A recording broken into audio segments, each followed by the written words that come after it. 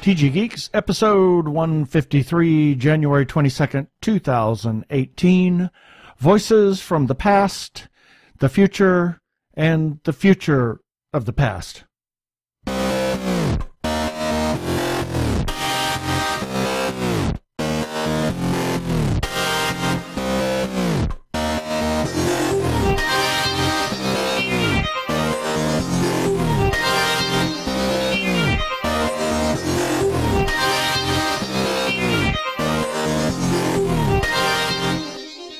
Hello and welcome to another webcast from tggeeks.com, where Ben and Keith, the two gay geeks, talk about all aspects of geekdom and nerdery. Sci-fi, comics, film, horror, genre, you name it, we talk about it. And I'm Keith Lane, and we're coming to you from TG Squared Studios in lovely, recovering Phoenix, Arizona. And I'm Ben Raggington, also coming to you from Voices of the Past, the Future. What? What? Phoenix, Arizona. Because of who we're going to talk to in our interview. That's I know, but voice of the past. You got all time. Okay. And you got a little timey-wimey on it. A voice of the future about a podcast we're going to talk about that's coming up. Okay. And then the future of the past, meaning that's where you lost me. The things that will be talked about on the podcast that's coming up. It's the past, but it's the future of that past stuff that you're losing yourself, I think, on that. Because anyway. I need a map. It'll make sense eventually, or not. Anyway, so we have a show for you today, and we're gonna. I hope we have a show for you today. Yeah, it's kind of an interesting show. We had. We're going to talk to somebody about something that we haven't normally talked about on this show, an independent creator who is a voiceover artist. Mm-hmm. And while we talked to Mark Biaggi, who is a voiceover artist, we didn't talk to him about that part of his career necessarily. No, we were busy talking about other things, not to mention the fact that he was involved with Origin Beyond the Impact. Yeah, but this time we're talking to somebody who... voiceover work, that is his thing. Yeah, so we're going to get right to it.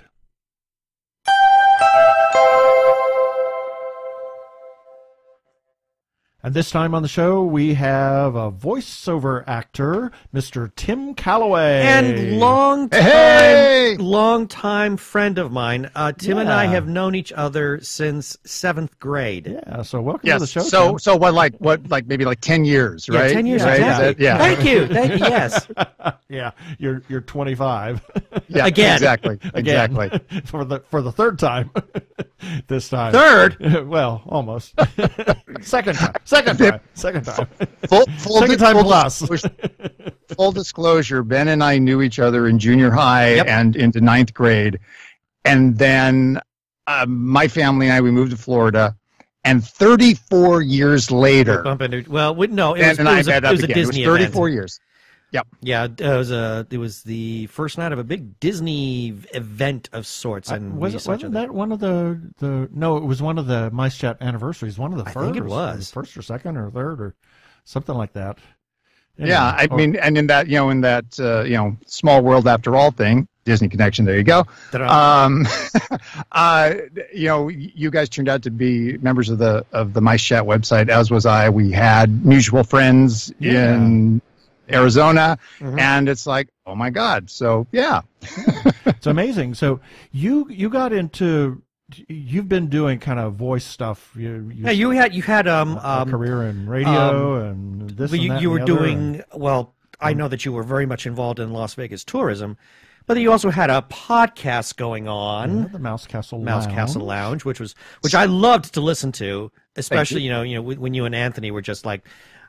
Just going back and forth with each other. I mean, that was always great fun. I mean, it was good for a laugh. That was that was when Anthony and I did that. That was we tried to do the show with as little preparation as possible, and it showed. But we had a great time doing it. But yeah, I mean, the voice acting part of what I'm doing now is kind of a new area for me. Like you mentioned, way back in the day, I spent 6 years working in broadcast radio here in Las Vegas. And then, I refer to that to this day as the worst paying job I ever loved. So exactly. after that, it's like, okay, I need to either pay the bills or keep a roof over my head, or not. So I went and got, work jobs in the real world, and ended up with a nice, cushy government job. You mentioned Las Vegas tourism.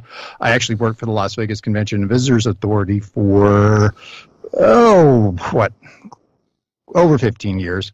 And I didn't do any of the travel and tourism part. I did the employee benefits, human resources, that kind of stuff. And as with any organization, though, no knock on the LVCVA. I loved them. They were great to me. But, after a while, office politics and, the structure of business wears down. Surely not. Surely not. I'm sure nobody out there can relate to what I am saying. Not in the slightest. I have no idea what you're talking about. No idea. But I found that it wasn't appealing to the creative side of me. And I was very frustrated for several years before it's like, okay, I need to go out and do something for me or I'm going to lose my mind. So I took early retirement, quote unquote, and I had been doing podcasting for a couple of years at that point. And it's like, as some of us, as many have tried in the past and an equal amount have failed, I thought I was going to start my online media empire at that point. Hey, do you know how much we've made in the 4 years that we've been doing this podcast? I'm willing to bet about the same amount that I made. $12. Okay. And two of that we haven't been paid because that's from Amazon ads, and they don't pay anything under $10. So yeah. They're probably going to write it off at some point. Eventually. Yeah. We're done with them. Yeah. But I went full bore into podcasting, produced 2 Disney podcasts, the Mouse Castle Lounge, which was an interview show with a Disney theme focused on a lot of Disney history. Got to meet and talk to some of the most amazing people in the Disney universe, and Imagineers like Marty Sklar and oh goodness, and the people behind Escape from Tomorrow. Yeah, there you go. Escape from Tomorrow. Oh my God! You just hosted that the other day. I interviewed the director and cast of Escape from Tomorrow, which I admire the chutzpah. Yeah, oh my God, yes. To shoot a guerrilla film in Walt Disney World without Disney knowing it. Or Disneyland. It's filmed in both parks. Both parks. They did do Disneyland too. That's right. And they did Epcot and all of that. But they the end result was, I think some people really liked it because it really kind of just tweaked Disney big time, but it truly was not a good movie. Yeah. And I'll never forget, I actually got to go to a preview screening. I'd actually gotten invited. They had a media screening in Hollywood. Oh wow. And then we had the interview with the director and cast the following day. They rented a space in a hotel somewhere. So you interviewed them after you saw the film? After I saw it. I still feel sorry for you. Dear Lord. Awkward. So awkward. I go to the interview site, and one of the handlers is there. One of the publicists is there. And the first thing she says to me is, how'd you like what'd it? you think? And my go-to answer was, it was really interesting. There you go. And she looks at me because she knew exactly what I meant. It's bold. Yes. But actually the interview went very well. We talked about the whole process of sneaking in onto Disney properties and how they pulled it off that. But that was one of the many fun things I did when I was doing podcasting. But after doing a couple of years of that, after leaving the world of of real work and real paychecks, it was kind of getting to the point, okay, this isn't turning out exactly like I wanted it to.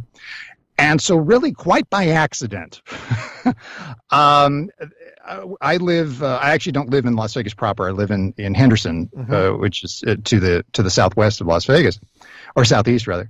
And I was going to say, what? Am I confused? Was I southwest all the time? Just down, whatever. Yeah. But about a mile and a half from my house was this building, this big sign out front that said the Voice Actor Studio. And I drove past. I remember driving past it and thinking, well, that looks really interesting. I should maybe check that out one day. That could be fun. And, every few months I would drive past the Voice Actor Studio, look at the sign. It's like, I should go check it out these days. And finally I did. And it sounds cliche, but with unquestionably the wonderful people there who are all about not only training you about your technique, but the business of voice work. It changed my life. Mm-hmm. Right. And I decided, at 50 years old, yeah, this is what I want to do when I grow up. So when you grow up. I myself, or if, at this point, I don't think I'm obligated to grow up anymore. I've made it this far. But I to throw myself full bore into voice acting and make a full-time career out of it, and here we are now. Oh, cool. So you do a lot of corporate stuff. You were saying before we came onto the air here. So tell us what it is that you do, and what are some of your favorite persona that you put on for these corporate.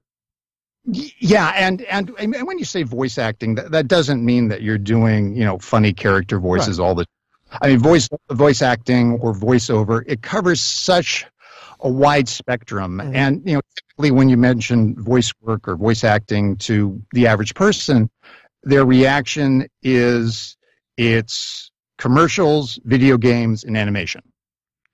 And that is true, and that is a lot of it.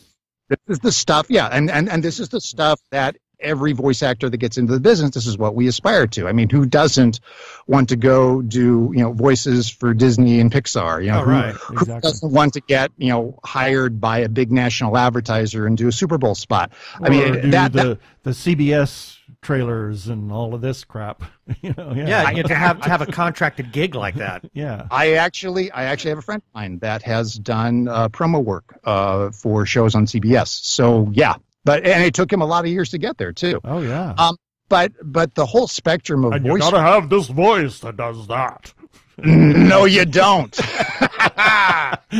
Is that some of the misconception about why? Because I'm sure there's a lot of people that they're really intrigued with the idea of being able to get into this kind of a job, but there's a lot of myth that kind of surrounds it. And is that one of them, that you have to have that big booming projecting voice? Is that one of the myths about it? It doesn't hurt. It does not hurt, but the kind of the days of the big announcery voice has.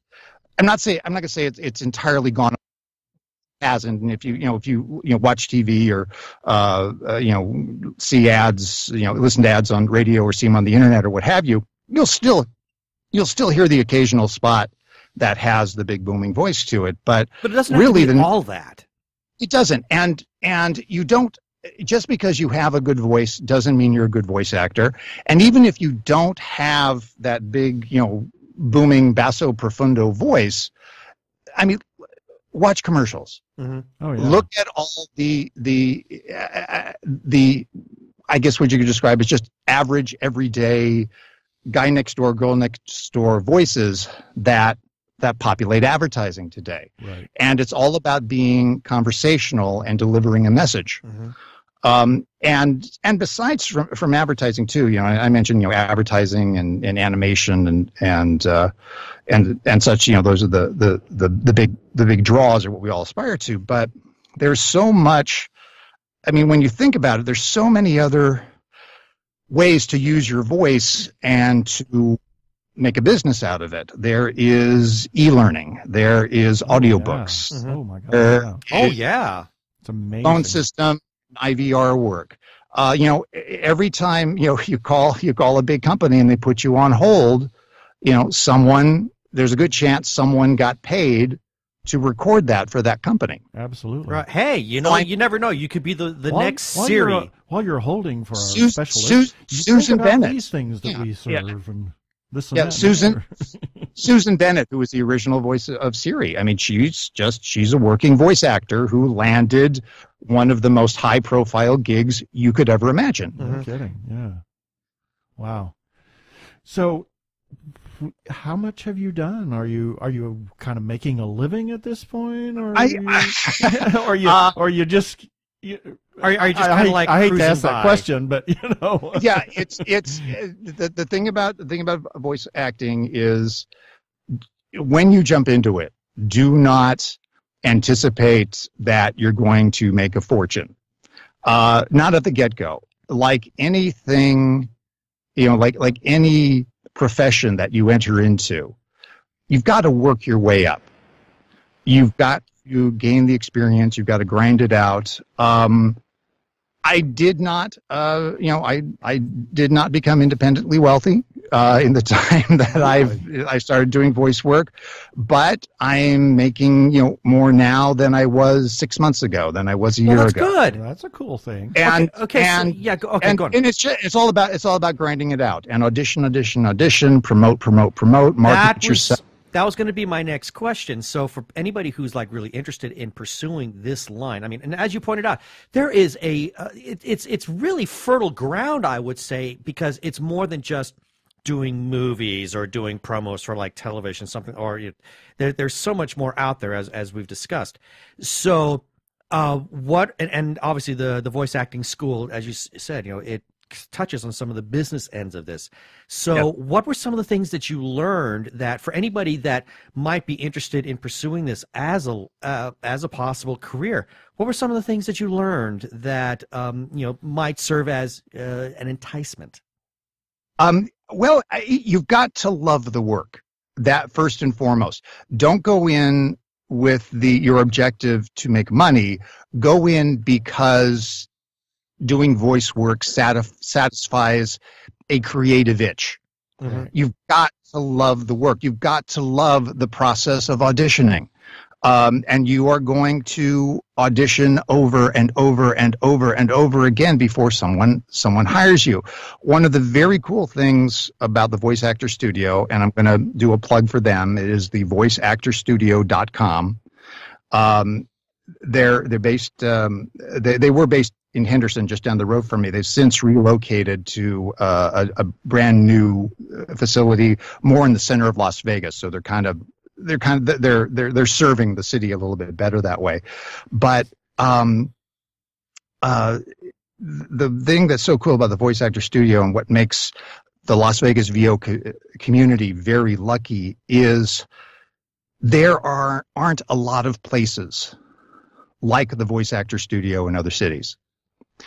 And I was rather surprised to learn this. I've talked to other voice pros who have successful careers and work out of LA and all that, and they say there is nothing that they know that is quite like the Voice Actor Studio as far as the soup to nuts training of yes, you're learning mic technique, yes, you're learning how to read and interpret a script, how to do cold reads, things like that, but you're also learning how to market yourself, how to audition, things that you include in an audition, things that you don't include in an audition, how to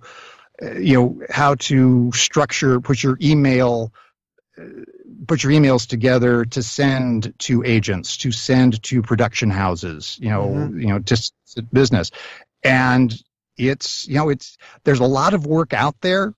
It's really, really encouraging, but it's a very competitive business. And if you are going to get into voice acting, you've got to be prepared to be in it for the long haul. Right. Well, one of the things that, and this, I'm clearly getting this from you listening as you're saying all this. I mean, when you go into voice acting, you're going into business for yourself.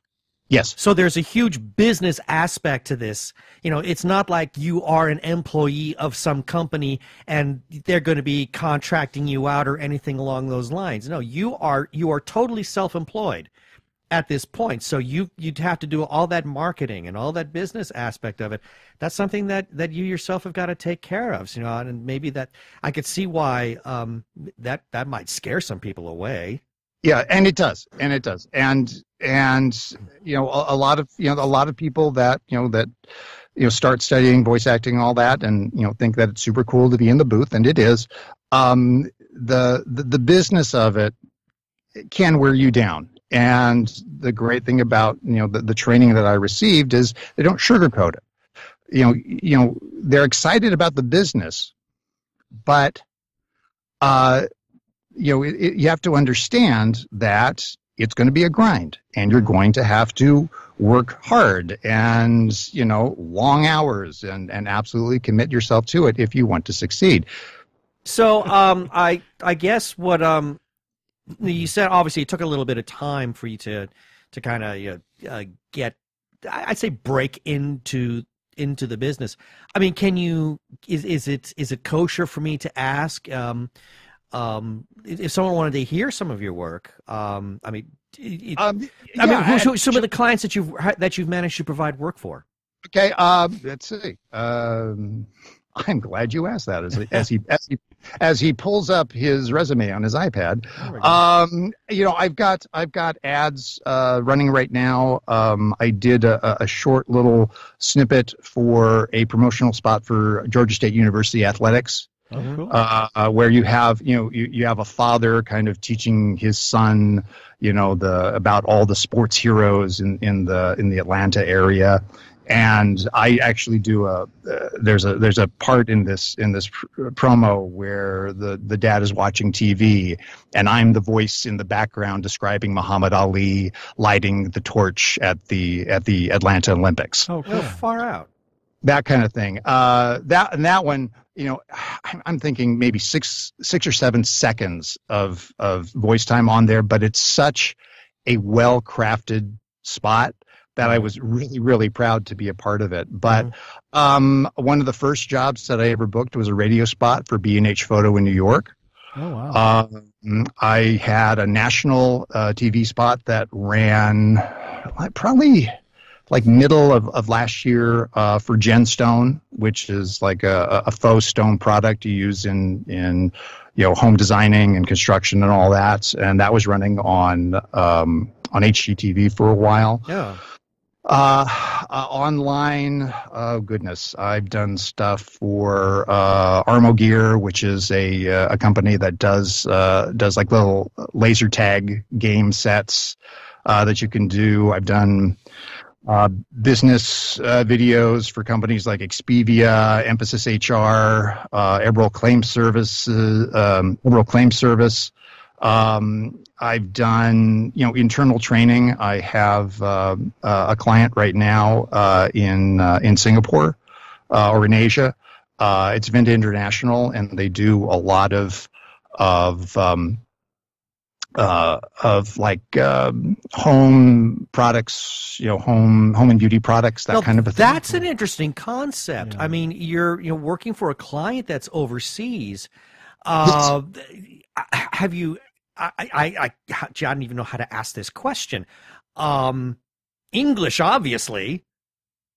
Yes. And it's interesting because Vinda, I believe. And if I get this wrong, I apologize. I believe it's actually a Swedish company, but they have a huge presence in Asia. Wow. And so I also for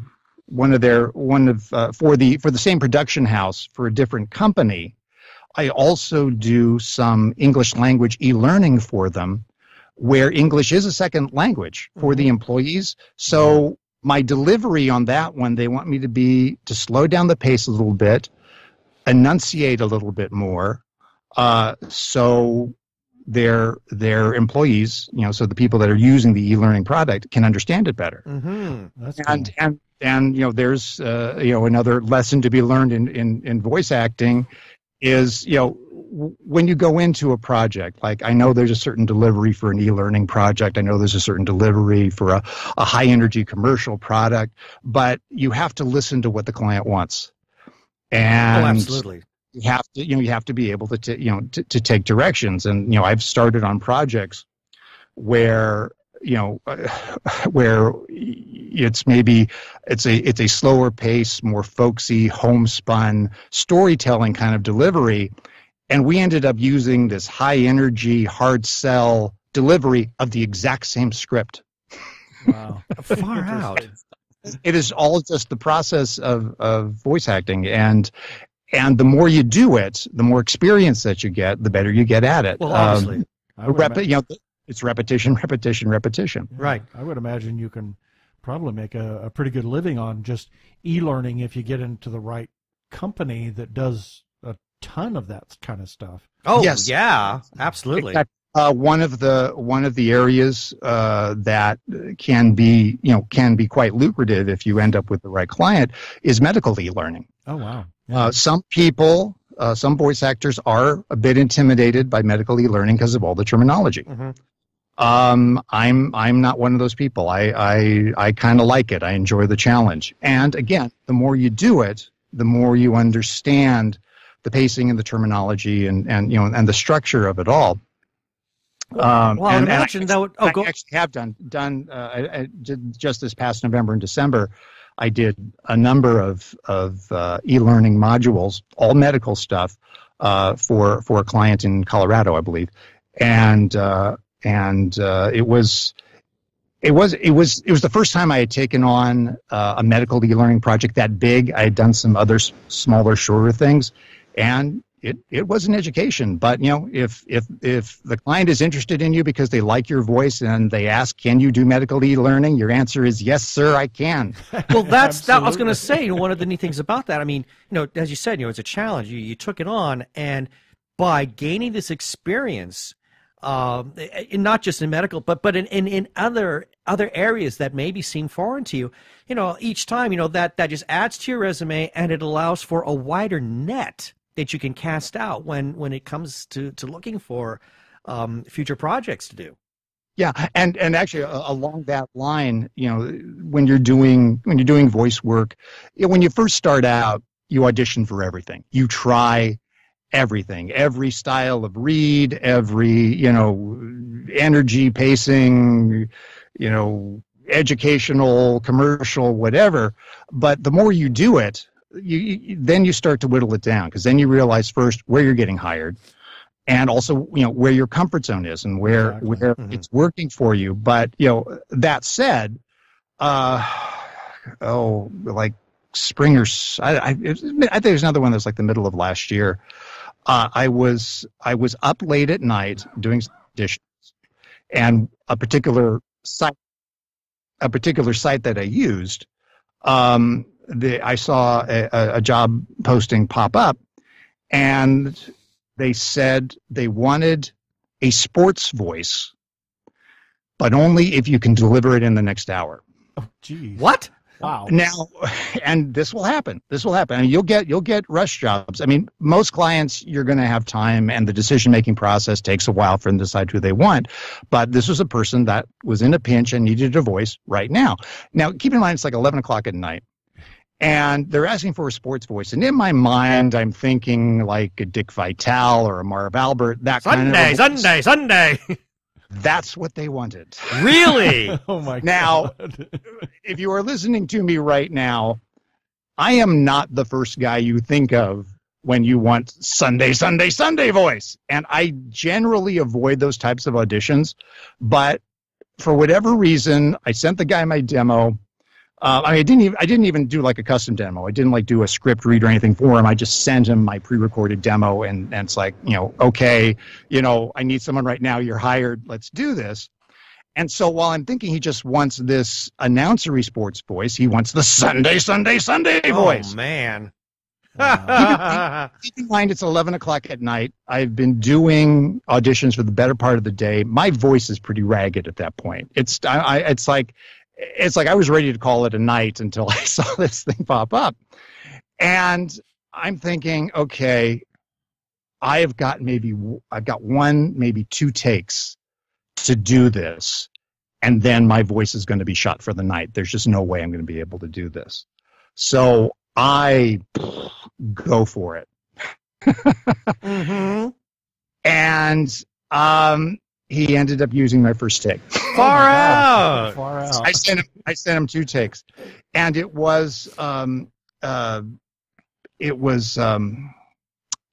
turned out it was a production house in Russia, and they were doing a promo for this big off-road race called Silkway Rally. And it's a race from Moscow to Xi'an in China. I mean, this massive, road rally race. And I guess they had done all the production on it, and they had everything except an English language version. No kidding. And I'm not 100% positive this was the case. We need English.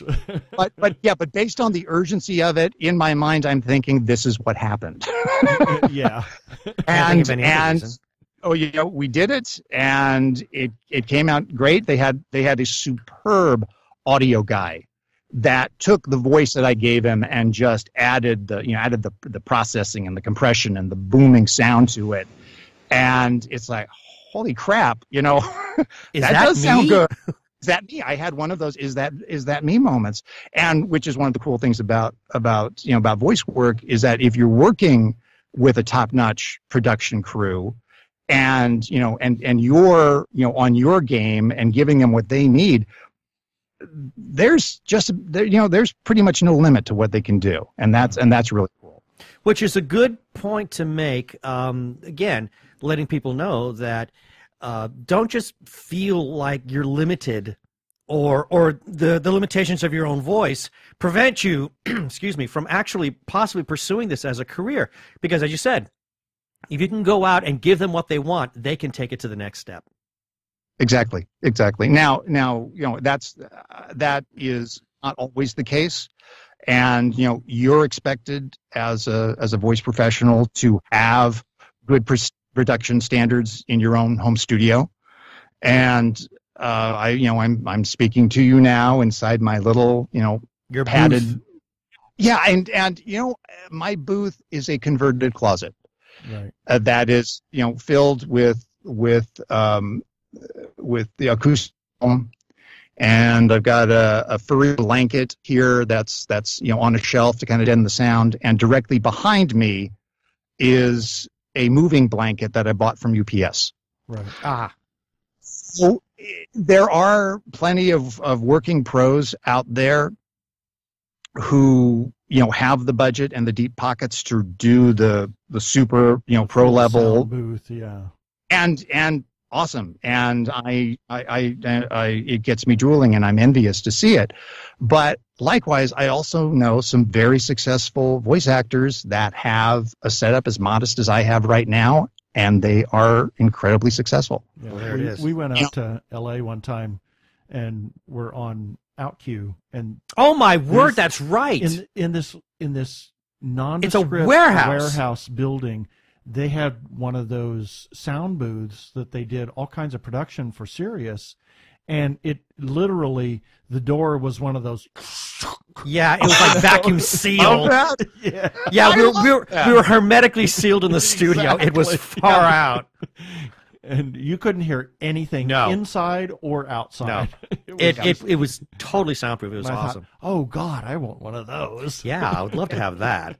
But but the average voice actor, they have a setup like mine, and especially when you're starting out, spend as much as you can afford and make the best of it. And if you're working hard at it, and you're booking gigs and you become more successful, then you can upgrade. The most important thing is have a quiet space where you can record. All right. Exactly. And just about everybody starts in that converted closet. And oh, by the way, if you have a big walk-in closet, if you arrange it right, clothes hanging in your closet are great at deadening sound and cutting down on echo in your studio. I could see that happening. So I actually know a voice actor who, for a client actually asked to see a picture of his studio. That's fine. And the gentleman I'm talking about, I'm not going to mention any names, but he is a very well regarded and successful voice actor. Mm-hmm. He took a picture of his studio and then photoshopped acoustic foam on the left and the right side of the picture to hide the fact that there were clothes hanging there. Oh, wow. Okay. That's very interesting. I'm sure there's like a ton of fun little salacious stories that can be told about this industry, but we'll have to save that for another time. So, Tim, in case we have any people who are looking for voice actors who are listening to this show, I hope you're out there, and they want to learn more about you and your work, how can they do that? VegasVoiceActor.com. Okay, then. That's the best way to find me. And my demos are there. My work history is there. You'll find links to my YouTube page where I've put commercials that and online ads that I've done. Links to my Facebook page, all of that. But if you start at VegasVoiceActor.com, you will find it all. There it is. Okay. VegasVoiceActor.com. Well, it's almost a mouthful. Yeah. Well, thank you, Tim, for being on the show. Thank you, my old friend. Wonderful. It was great to be able to talk to you. It was great to have you on our show. This was fun. Keith totally shocked me when he texted me. It's like, hey, you want to be on the show? It's like, okay. I'm blindsided here. Let's do this. Let's have some fun. Yeah. Let's do it. Well, it's always a joy, and it's been too long, my friend, since we last seen each other. But it was great to be able to have you on the show, and we will be looking for you in the future and listening and paying very close attention. Anytime the commercial comes up, we'll be listening for your voice. Yep. Thank you so much. I'll keep you posted. Do that. Hi, this is Tim Calloway, and I am a voice actor. And when I am looking for a podcast and listening on the interwebs, I listen to the Two Gay Geeks. Mwah!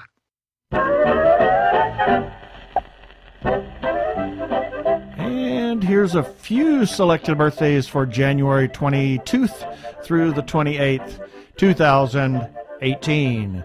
January 22nd. Graham Kerr. Galloping Gourmet. I remember this one.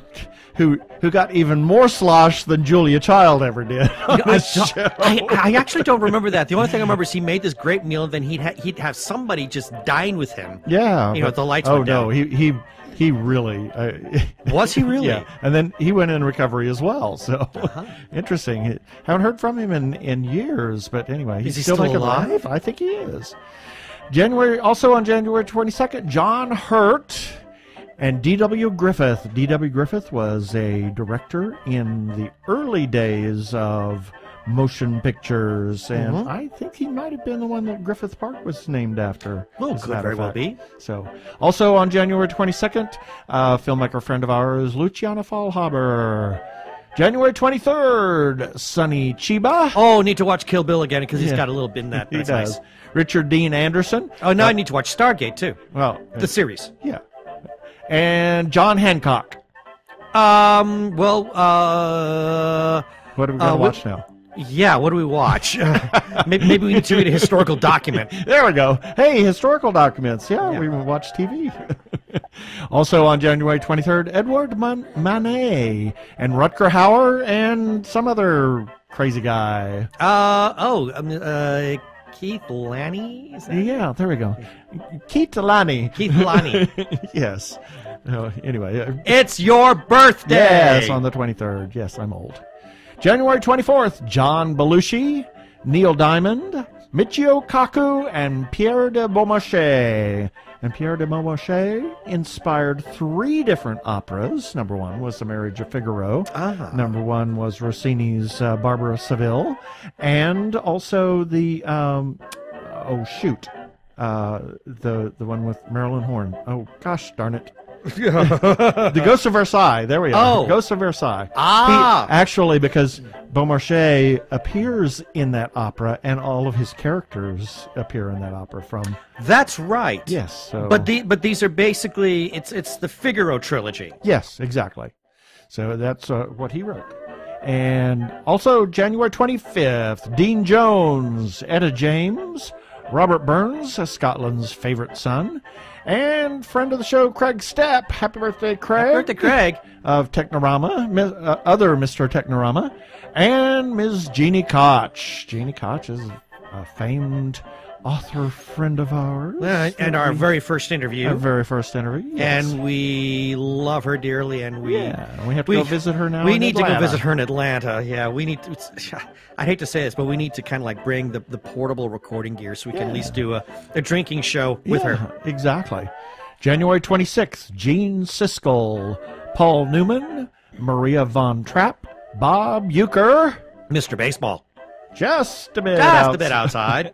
And Angelo Dell'Aquila, a friend of ours, who's Millie's husband. Yes. So her birthday was just on the 7th or 6th. That's right. January 27th, Patton Oswalt, Mikhail Baryshnikov, Alan Cumming, Donna Reed, James Cromwell, Lewis Carroll, Jerome Kern, Johannes Chrysostomus Rothganis, Theophilus Mozart. Oh my, that's his whole name. Yes. I didn't know that. That's what he was christened as, also known as Wolfgang Amadeus Mozart. Well, no wonder he went mad. Yeah, exactly. With a name like that. January 28th, Alan Alda, Elijah Wood, and friend of the show, Kevin Batchelder. Happy birthday to everybody, and that's it for the birthdays this time.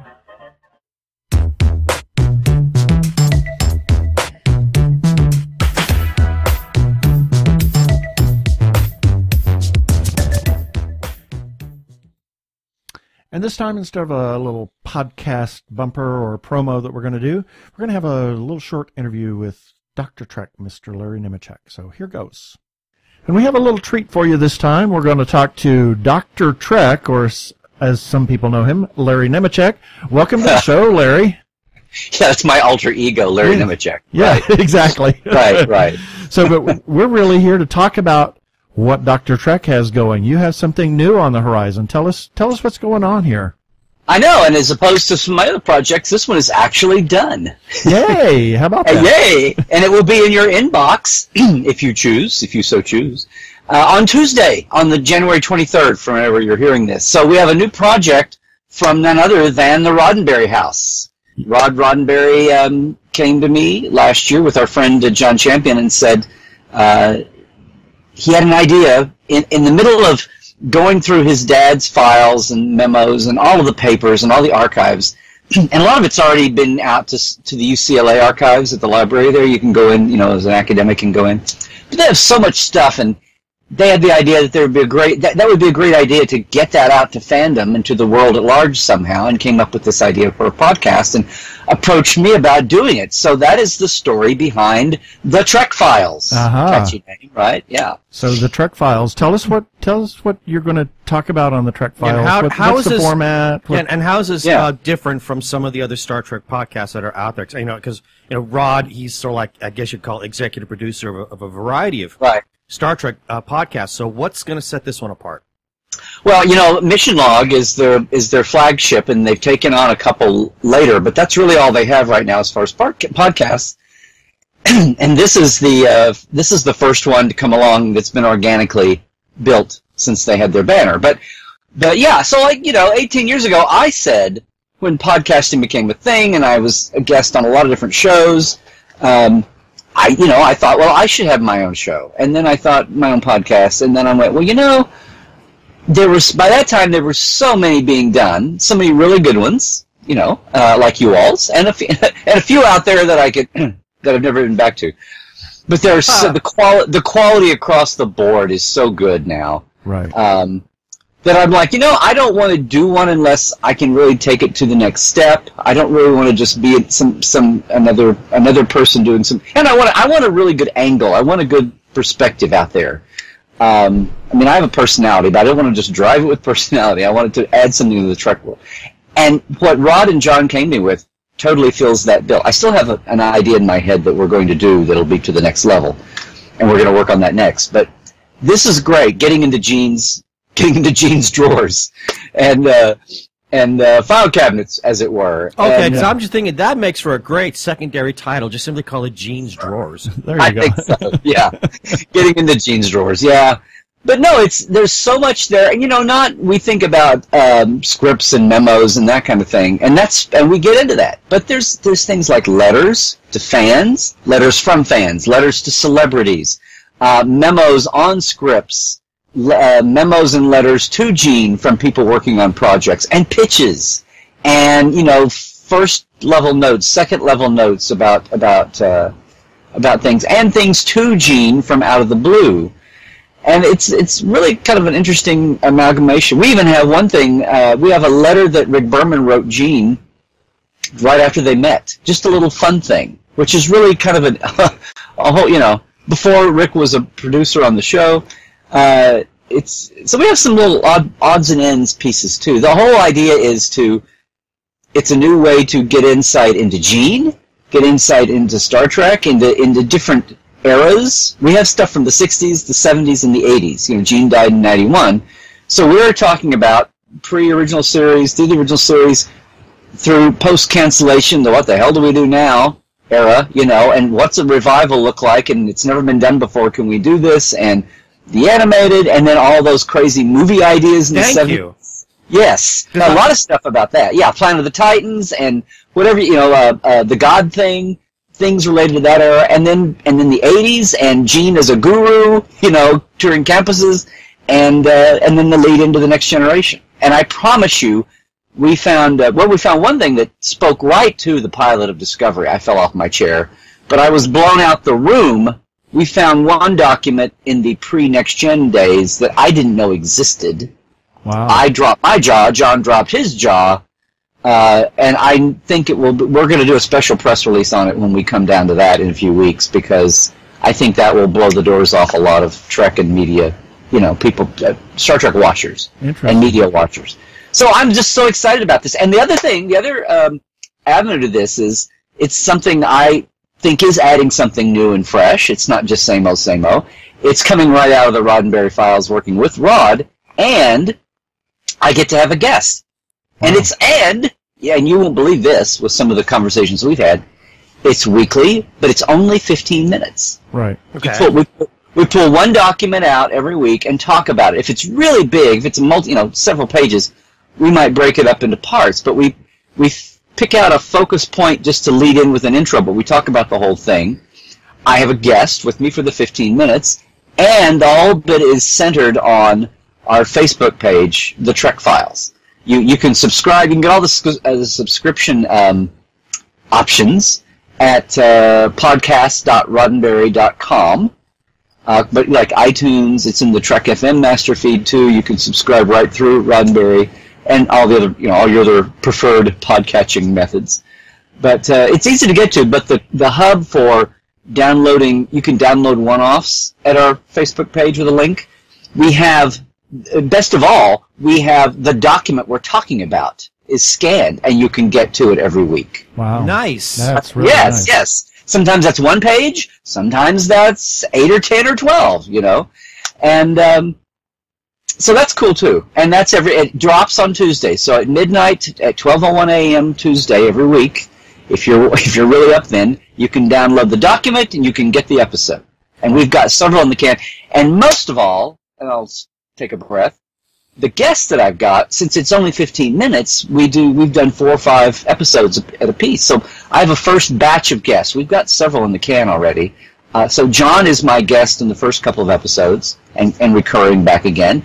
But Dave Rossi, who is the fanboy that made good, was assistant. It was a PA at Paramount, and then became Rick Berman's assistant for years and worked with licensing, and then was an associate producer on Enterprise and co-produced the original series Blu-rays and the new CG with Mike and Denise Ikuda. So Dave is my guest and a good friend on several of them, and someone you may have heard. She often goes by the initials DC, but Dorothy Fontana is my guest on several episodes. I adore her. Who's Dorothy Fontana? I'll leave this house. It's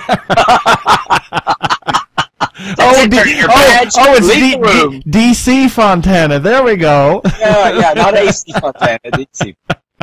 Yeah. No, Dorothy was wonderful to come over and do these. So we have over a dozen in the can. It's been we were aiming to launch actually in the hiatus time for Discovery, but and around the holidays. But the ducks are in a row now, and we let Discovery have their big return splash. So we didn't want to hog the spotlight too much. Right. So will the show, since this is going to be really drawing from a lot of Gene's documents, as you said.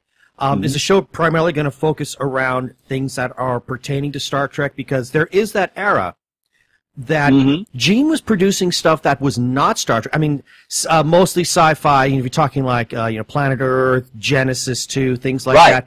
But but then also kind of went off to the supernatural with Spectre. Are we going to be looking at any of these kinds of things?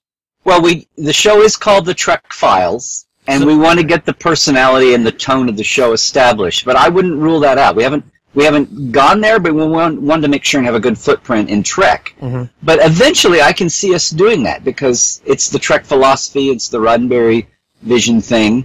Transcends all of his shows. Right. And we might even we were for sure going to get into things where he wasn't in the driver's seat, but it was under the Star Trek banner, and we're going to get to those. I'm sure there was commentary from Gene at that point as well. Yeah. And what I'm talking about there are the times when, after the motion picture, he wasn't in the driver's seat for the movies, and even before the motion picture, when he wasn't in the driver's seat for some of the movie drafts that were coming in, but he was still... we have a piece we're going to take 3 episodes over where, for a time, Jerry Eisenberg is going to produce Planet of the Titans. And it's the first time in history that someone aside from Gene or someone he has hired is working, is in the showrunner spot basically for Star Trek, and he's going to be a consulting producer, but he's not writing or directing it. So it's his memo to Jerry Eisenberg introducing him to about 6 or 8 facets of Star Trek land. In 1976. And it's a lot of fun too, and I think I rotated the pieces with that among all 3 of my early guests. So that's fun to look forward to too. So I just really I'm just really excited about this. I don't even know where we'll take off. I had somebody ask me if we were going to get the papers about even things like which Major retrieved later, right, on Hercules and Andromeda. So I mean not Hercules. I did it. Got the Kevin Sorbo thing going. Yeah, I got the Kevin Sorbo thing going. Yeah. No, but that's Earth Final Conflict, I think. Earth Final Conflict. Well, I doubled it up. I said Andromeda's Earth Final Conflict, and then Kevin Sorbo on Andromeda. Yeah, which were Gene's ideas that made Hercules in space. Yeah, exactly. Exactly. Well, this sounds like a fantastic rabbit hole. I can't wait to get started. And Keith, this is your birthday present. Yeah. Because it'll be premiering on your birthday. On my birthday. Oh, good! Happy birthday! It was announced on your birthday, and it'll be premiering on. Oh, so it was announced on your birthday? Yeah. Wow, that's fantastic timing. Yeah. What's synergy? Technically, I feel like I've been promoting. Well, technically, we announced this. It was the quietest announcement of a major event ever at Comic-Con last year. Yeah. We actually had a big podcasting panel. We had the logo. Aaron Harvey has done the logo. It's on you'll see that all over the place. We technically announced it at Comic-Con San Diego last summer, and then with very little fanfare at the time, aside from if you were sitting in our panel. I think it was I don't know if we were at that particular panel. The podcasting panel? I think we were at that one. No, we missed that one. It was opening day Thursday also. No, we weren't at that one. And then I've mentioned it off and on this summer and fall because we got them done. We got a batch done, and then this finding a premiere date and getting all our ducks in a row on the tech side and the bureaucratic side has been a drag. But we're there. Yeah. So Here's the big splash. Yeah, Thank you for letting me splash in your pond. Sure. Oh, more than happy to have you splash in our pond. I mean, we're thrilled about it. So tell our listeners again where exactly that you can be found, all the places that you can be found. Right. Well, here's the simplified version. If nothing else, go to podcast.roddenberry.com. And whatever way you get your podcasts, that'll get you directions there. The other main address is just The Trek Files on Facebook. Cool. There's your hubs. And the Facebook page is where you can download every Tuesday. You can download and you can download the show one-off. There'll be links every week on Tuesday there to get the new one, and scroll back and get the old ones. But if you want to subscribe, go to podcast.roddenberry.com to get the info there. And like I said, it'll iTunes, and if you listen to the Trek FM podcast, it's on their network like Mission Log is also. So yeah, pretty easy. And of course, when you're ready to comment, that's what the Facebook page is for. Cool. So totally cool. Well, this is so cool. So, Dr. Trek and the Trek Files premiering on January 23rd, 2018. Yeah. I'm excited. I can't wait to just to be able to explore some of these things that you found. Well, I can't wait. Everything is like it's like anything. When you have you conceive it and you gestate it and then you birth the baby, and then to see how it does in the world is going to be interesting too. So, yeah, I can't wait. And then when this is finally birthed, I'll turn around and get back on the Con of Wrath and get back to Portal 47 and some of these other. Portal 47's going great guns. Con of Wrath, I need to get it out the delivery door too. So, yeah, we'll talk about that another time. Yep. But when like I said, when Rod and John came to me with this idea, it was like, oh my God, I was honored and thrilled that they would ask me to do it, and I couldn't say no. So it's been amazing and a lot of fun, and it was so good to work with Dorothy and with Dave and guests to come. So I'm just excited. I can't wait to see how people think. And thank you guys for your reaction. Oh, very excited about anything that pertains to Trek. Well, thank you, Larry, Dr. Trek Nemechek, for being on our show and pushing the Trek Files with us today. Yeah, we'll be happy to be talking about we'll be happy to talk about that in the future as well. Okay, thanks, guys. Trek well.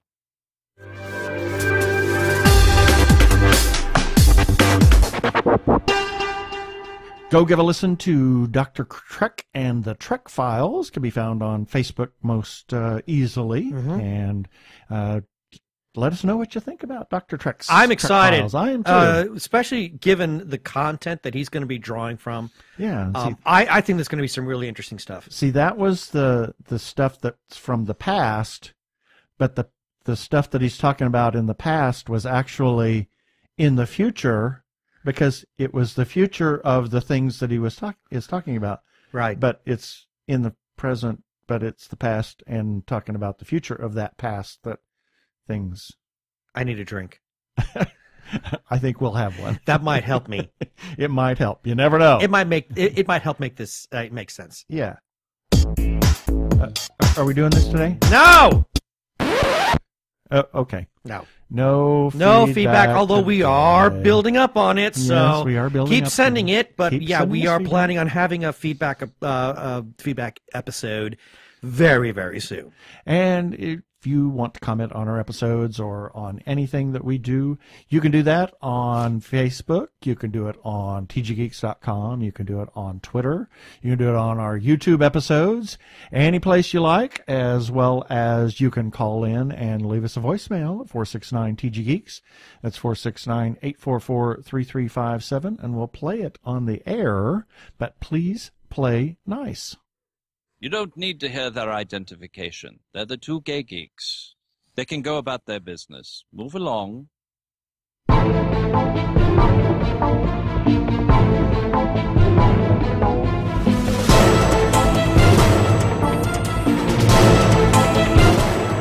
I like that. That little dynamic thing you got going on is fun.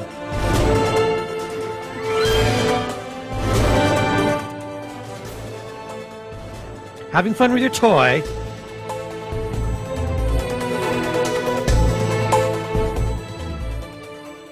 Uh-huh. Yeah, you're having fun with the slider. Yeah. It only has 36 seconds left. Anyway.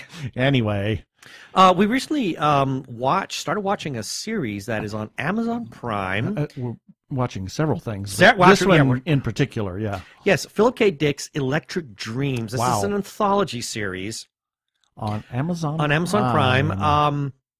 So far, dark. Wow. Yeah, but we've only watched bloody good. We only watched the first one. Yeah, this is not something you mainline. Forget it. Surprisingly, I was really freaked out whenever we started watching it because I was looking it up in IMDb because I wanted to find out more about it, and the first episode listed in IMDb certainly is not the first episode that plays in Prime. It's way out of order, and I was like, "What? Yeah, you're messing with my OCD here." Yeah. So, if anybody who has not watched it, but you're looking up on IMDb to see what it is we saw Real Life. Wow. And it has this Total Recall thing kind of going on about it. And it's certainly Philip K. Dick. It's very Philip K. Dick. But dark, sad, depressing.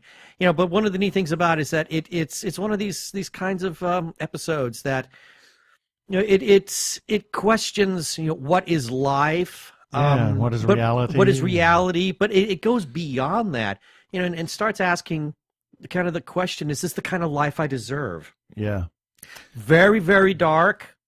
We can only do one at a time. Yeah, this is going to be a very, very tricky thing. Yeah. But one of the things that's going on is I actually kind of like some of the stuff that we're seeing. We're getting a lot of really good original programming on streaming services right now. Amazon Prime is also going to be bringing, now if you are a subscriber to Starz, they're going to be bringing another kind of genre type show called Counterpart. Of course, we don't have to talk about what Netflix is bringing in. Oh my gosh, I know. And we cut the cord, 5 years ago or so now? I'm sorry? We cut the cord. Yeah. So everything that we have watched, I mean, we've done through Hulu, Netflix, streaming, Amazon streaming. Occasionally we had to resort to alternate means. But, but we haven't had to do that in a long time. I mean, you can pretty much get anything and everything. Like Westworld is going to be coming back. Season 2 of Westworld is slated to hit HBO pretty soon. So there's a lot of really great content that is out there. We're able to watch pretty much everything, all of our regular network shows we're able to see through streaming services. I mean, we're completely current with Lucifer. Waiting for that to come back from its hiatus. I'm very excited about that. I'm waiting for Elementary to come back. Oh, for its last couple of episodes. I'm really sad about them, tying that up or wrapping it up because I really like that show. I loved that show a lot. Very, very smart. It's hard to find a really good mystery these days, although there are some that are available through BBC. Yeah. But, I'll be very sad when that show goes. But anyway, if you're looking for some other content, especially if you're the kind of person that likes anthology shows, check out Philip K. Dick's Electric Dreams on Amazon Prime. Yeah. And in the Amazon Prime, you can, get the Fire periphery, the word went out of my head. Fire Stick or the Fire Stick or whatever. Or you can actually get the... Well, it's available. The Fire TV. Fire TV, or if you have an Apple TV, you can get the app. Amazon app. The only problem with the Amazon app is that on the Apple TV is it's a lot easier to go buy something on your device. You can't buy it. Yeah, it's just if it's available through Prime, you can watch it right away. But if you want to actually buy something or rent something, you got to do it through an Amazon account off the web. Anyway. But be that as it may, it's a good show to watch. It is available on Prime, so check it out.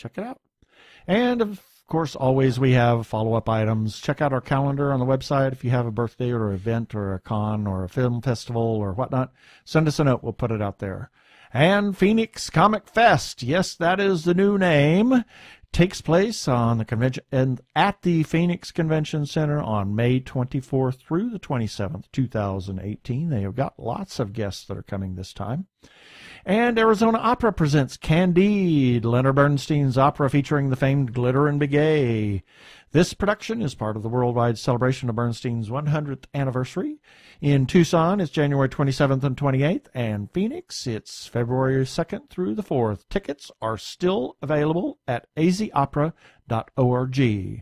Check out, and also the February the 3rd is Pride Night at That's right. the opera. So check it out at arizonaopera.org. Check out the 3rd edition of Podcasting for Dummies, written by T. Morris and Chuck Tomasi. Go to podcastingfordummies.com. And as everybody knows, we're huge supporters of independent creators, whether they are filmmakers, comic book artists, writers, or other. Please consider supporting those independent creators that you see around you.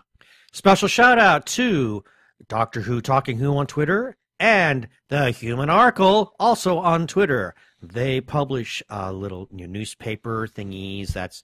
It's sort of like a gathering of articles that have been posted through Twitter. Similar to ours. It's we do one. It's a paperly thing, and they republish our content quite regularly. You can find the Doctor Who Fancast Guide by searching out at Talking Who, and the Human Oracle posts the Arkle Times Post Dispatch News. You can check that out.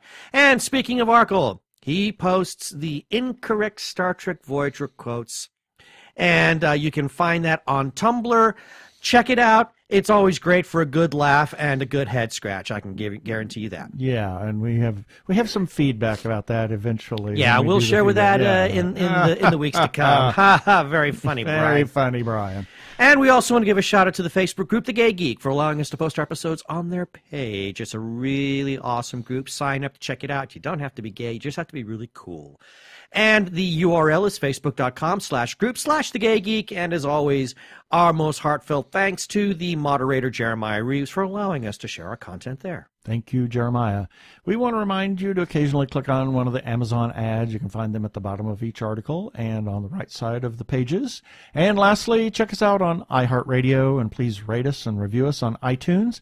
And subscribe to our YouTube channel. Not that it matters anymore. They've changed the rules yet again. Again! Yeah, it used to be 1,000 views, then it was 100 subscribers, and now it's 1,000 subscribers. Pretty soon it's going to be nobody gets paid. Anyway, which is what they want to do anyway. So check us out, and we're going to be a little bit of every place. So that's it for this time.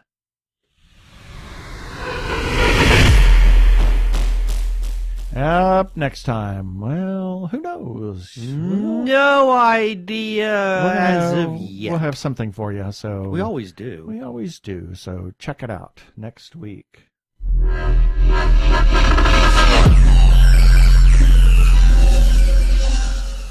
Okay, that should do it for this episode of TG Geeks Webcast. Be sure to check out the article for this webcast episode. We'll have several links on the page, and remember, you can comment on our Facebook or our website, tggeeks.com, or you can leave a voicemail at 469-TG-Geeks. That is 469-844-3357 from TG Squared Studios, where we hopefully will be trademarked on Tuesday. With any luck. Unless this stupid government crap doesn't get in the way. I'm Keith Lane. Thanks for listening. I bid you peace. Cheers.